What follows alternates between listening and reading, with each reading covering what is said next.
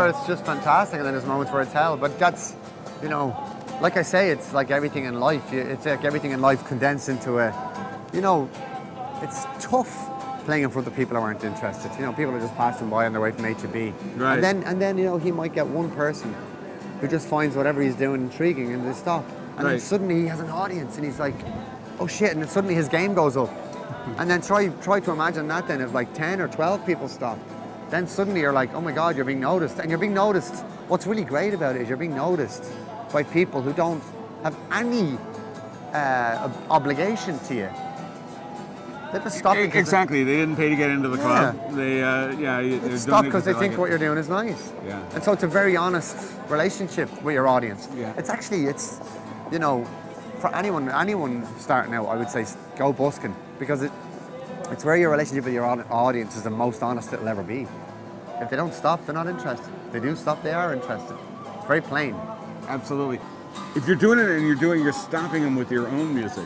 Yeah, well, that's even more powerful again. Yeah, and that gives you great confidence. Yeah, gives you huge confidence, and that's why in the film, where the girl says, "This song you sang, did you write this?" and he's like, "Yeah," and he's freaked out because probably no one's ever said to him, "I like your song."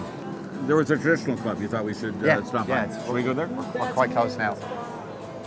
Back when I would have been a kid, this whole area, this building here would have just been a sort of a flat land. And it was a marketplace where people, you know, basically set up stalls and sold homemade things, and the Dandelion Market was down this end of it, and the Dandelion Market was where U2 would have started out, would have done their first gigs, like early afternoon, all ages shows. When punk rock was kind of kicking off in Dublin, those guys would have been playing there, and that was kind of the beginning for them. So, you know, it's a pity in a way that there isn't some kind of, I guess there is some kind of plaque maybe over there, but I don't think so. Yeah. If there is, I haven't seen it. Well, they were playing all ages shows when they were all ages. Yes, exactly, exactly. You should always go onto a stage as if no one's ever heard you and play the best gig you can play. The moment you start assuming this or that about your career, I think you're in trouble, you know? Do you understand what I'm trying to say? Oh, totally. So there's a bit of nostalgia for the, you know, pints of beer on the edge of the stage kind of a joint too, I would think. Well, I mean, that's where we're from. That's what we are. That's what we will be. You know, whatever we are right now is just, it's all transient.